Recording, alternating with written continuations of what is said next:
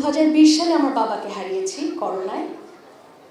আমি আসলে ড্যাডিজ গার্ল, আমার বাবার মেয়ে। আসলে আমার মার এত ত্যাগ, কিন্তু ওই যে মেয়েরা যে বাবার প্রতি একটা টান থাকে, সেই টান থেকেই বোধহয় আমার বাবাকে সবচেয়ে বেশি আমি ভাবতাম যে ভালোবাসি। আমার বাবার জন্য আমি কিছুই করতে পারিনি, সব সন্তানের মতোই আমার আক্ষেপ। এবং আমার এখনও মনে হয় আমি আমার মার জন্যও কিছু করতে পারিনি কোনো দিন। মারা তো আসলে জান্নাতের গাছ, সেই গাছের ফল আমরা। আমি পৃথিবীর রাজাও আজকে কেউ না, মায়ের সামনে তো কেউই কিছুই না, মা সবচেয়ে বড়। তো আমার সব স্পটলাইট আজকে আমার মার ওপর। আমার মার অক্লান্ত পরিশ্রম, অনেক স্যাক্রিফাইস আজকে হয়তো এখানে দাঁড়াবার সে সুযোগ আমাকে করে দিয়েছে। উনি একজন ডিবেটার, উনি একজন সঙ্গীত শিল্পী যার কাছে আমার হাতে খড়ি হয়েছে। আমি একদম নিঃশ্বাস নিয়ে এসেছি, কারণ আমি জানি যে কথা বলতে বলতে কেটে দিতে পারি। আমি মা নিয়ে গানও গাইতে পারি না, আমি খুব ইমোশনাল একজন মানুষ। তো মাকে নিয়ে কিছু বলতে গেলে কান্না ছাড়া আসলে কথা কীভাবে বলতে হবে ওটার জন্য আমি আগে প্র্যাকটিস করে এসেছি। আমি শুরুতেই অনেক অনেক ধন্যবাদ জানাতে চাই আশিসদাকে। আজকের অনুষ্ঠানের শুরু থেকে আশিসদার ভূমিকা আমি এবং আমার আশেপাশে সবাইকে মুগ্ধ করেছে, এবং আজকে আমি আশিসদার নতুন করে ফ্যান হয়েছি। এই মানুষটা কি অসাধারণ, অসাধারণভাবে তিনি সম্মান দিতে জানেন। মায়েদের তো অবশ্যই। আমাদের আজকের প্রথম সন্তান যিনি ছিলেন, তিনি বলেছেন কেন তিনি আজকের অনুষ্ঠানে এসেছেন। আসলে শিল্পীকে, অতিথিকে, যে কাউকেই সম্মান তারাই দিতে জানেন যারা নিজেরা খুব সম্মানিত এবং নিজের ঘর থেকে যারা শিখেছেন অন্যকে সম্মান দেয়। আশিসদা, অনেক অনেক ধন্যবাদ। কৃতজ্ঞতা আপনার প্রতি, আপনার বোনের প্রতি, দিদির প্রতি, এবং ইউনিভার্সাল মেডিকেল কলেজের যারা আছেন সবাই, আজকের এই উদ্যোক্তা যারা, তাদের সবার প্রতি।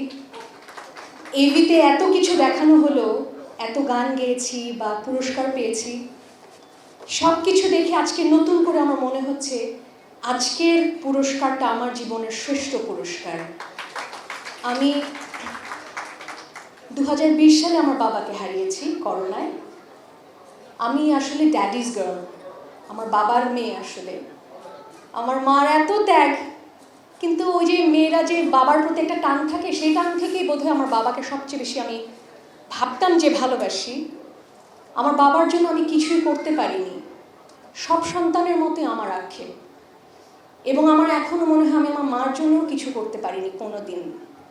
তো আজকের এই উদ্যোগ কিংবা আজকের এই সম্মানটা আমি আমার জীবনের শ্রেষ্ঠ অর্জন হিসেবে মনে করছি, যে আমার মাকে এটুকু আমি দিতে পারছি। আমি আবারও ধন্যবাদ জানাই আপনাদের সবাইকে। আজকে স্পটলাইট আমার উপরে না, আমি আজকে কেউ না। আমি পৃথিবীর রাজাও আজকে কেউ না, মায়ের সামনে তো কেউই কিছুই না, মা সবচেয়ে বড়। তো আমার সব স্পটলাইট আজকে আমার মার উপর। আমার মার অক্লান্ত পরিশ্রম, অনেক স্যাক্রিফাইস আজকে হয়তো এখানে দাঁড়াবার সে সুযোগ আমাকে করে দিয়েছে। উনি একজন ডিবেটার, উনি একজন সঙ্গীত শিল্পী যার কাছে আমার হাতে খড়ি হয়েছে, এবং উনি এতই ট্যালেন্টেড এবং ইন্টেলিজেন্ট একজন মানুষ। ওনাকে ক্লাস 4 থেকে 6-এ উত্তীর্ণ করা হয়েছিল তার পরীক্ষা নিয়ে, যে সে সো ট্যালেন্টেড যে তাকে 2 ধাপ এগিয়ে দেওয়া হয়েছে স্কুলে। সেই মায়ের সন্তান আমি গর্বিত। মারা তো আসলে জান্নাতের গাছ, সেই গাছের ফল আমরা আমাদের সর্বটুকু দিয়ে মানুষকে যে মিঠাসটা দেই বা সবার মধ্যে যে আনন্দটা ছড়াই, সেই নির্যাস, সে প্রকৃত জিনিসটা হচ্ছে মা। হ্যাঁ, বাবার অনেক অবদান থাকে সন্তানের কাছে, কিন্তু বায়োলজিক্যালি, সোশ্যালি, ইমোশনালি 23 ক্রোমোজোম হলেও মার প্রভাব আসলে অনেক বেশি থাকে সন্তানের প্রতি বা সন্তানকে। তো আমি আবারও কৃতজ্ঞতা এবং ধন্যবাদ জানাই। আমি ভীষণ গর্বিত একজন সন্তান আজকে। আমার মাকে আমি আজকে হয়তো এই মা দিবসে কিছুটা আনন্দ দিতে পেরেছি। মার জন্য আমি কিছুই করতে পারিনি এবং কোনোদিন পারবও না। হয়তো সন্তান হিসেবে আমরা কেউই কিছু করতে পারি না বাবা মায়ের জন্য। দোয়া করতে পারি, আমরা সব থেকে আমাদের কাজটা করে যেতে পারি, কারণ এই শিক্ষাই প্রতিটা বাবা মা তার সন্তানকে দেয়। তো মা, আমি আমার সর্বোচ্চটুকু চেষ্টা করে তোমাকে আজীবন সম্মান এনে দেওয়ার চেষ্টা করে যাব। এটাই আমার উপহার তোমার প্রতি। আর মার কথা ভাবলে একটা গান আমার এত মনে পড়ে, তুমি যেদিন থাকবে না মা সেদিন আমার হবে কি, সুখে থাকি দুঃখে থাকি কাহার আসবে যাবে কি। এই জগতে আসলে মায়ের চেয়ে বড়, মায়ের চেয়ে আপন কেউই নাই।